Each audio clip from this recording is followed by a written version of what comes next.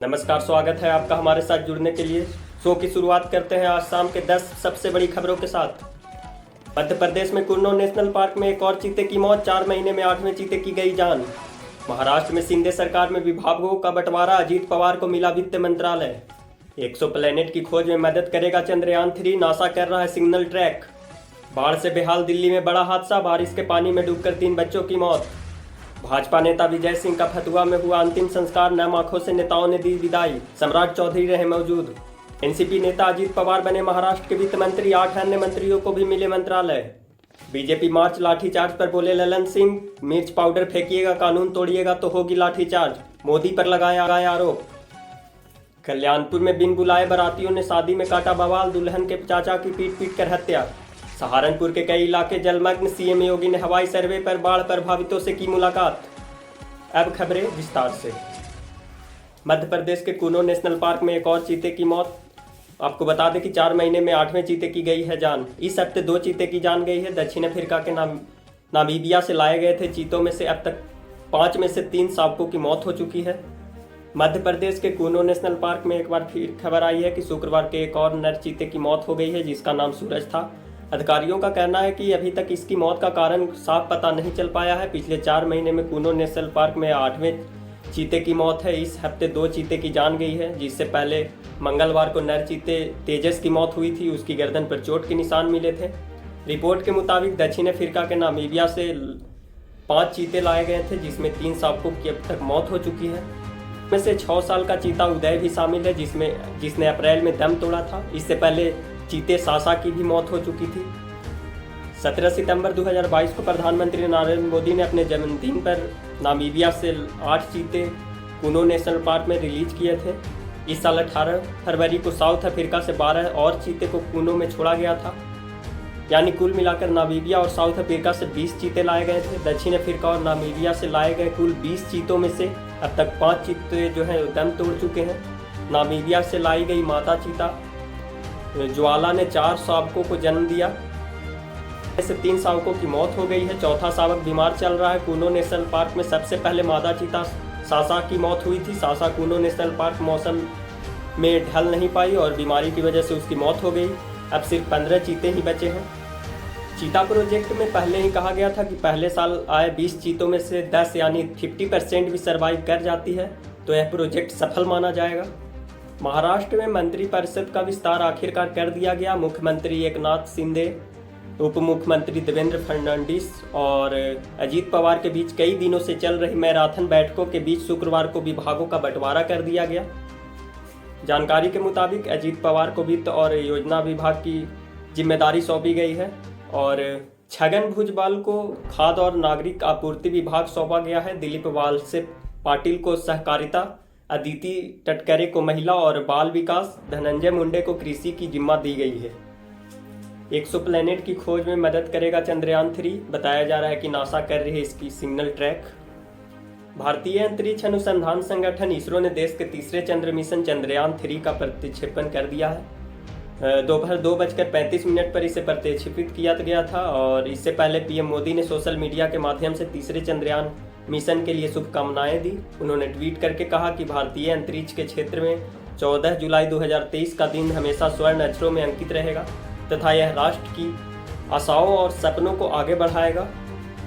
चंद्रयान की सफलता से पूरा देश उत्साहित है। इसी कड़ी में नेहरू तारामंडल की प्रोग्रामिंग मैनेजर प्रेरणा चंद्रा ने कहा कि इसरो के साथ साथ सभी भारतीय नागरिक मिशन को लेकर उत्साहित थे। चंद्रयान 2 की लैंडिंग सुचारू रूप से नहीं होने के कारण डर की भावना थी, लेकिन हमने देखा कि रॉकेट के सभी चरणों हमने सफलतापूर्वक पार कर लिया था और अब हम अंतरिक्ष में हैं।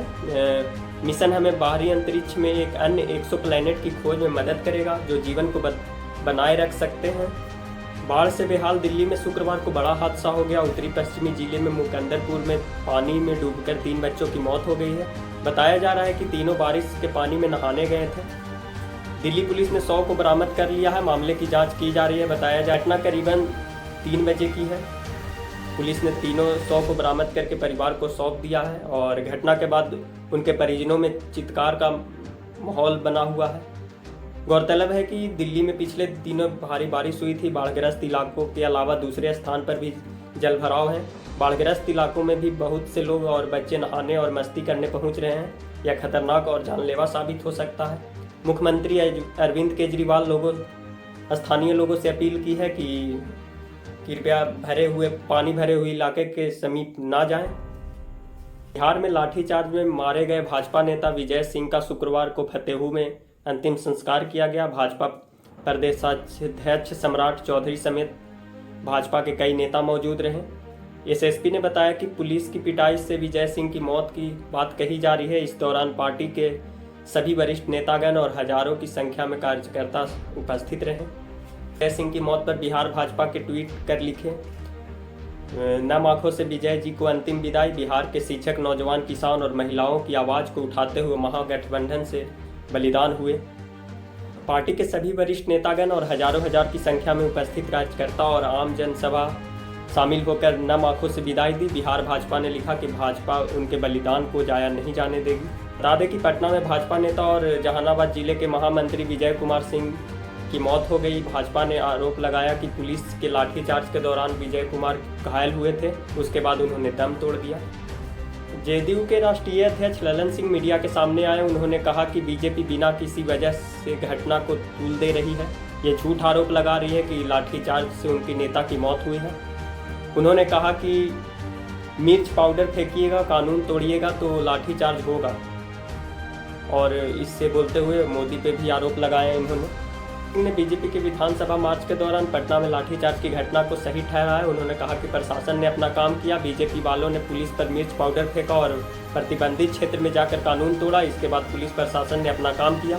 ललन सिंह ने बीजेपी पर गलत बयानी का भी आरोप लगाया। गुरुवार को लाठीचार्ज की घटना के बाद प्रेस को संबोधित करते हुए ललन सिंह ने मणिपुर में हिंसा का मुद्दा भी उठाया और पीएम मोदी पर गंभीर आरोप लगाए।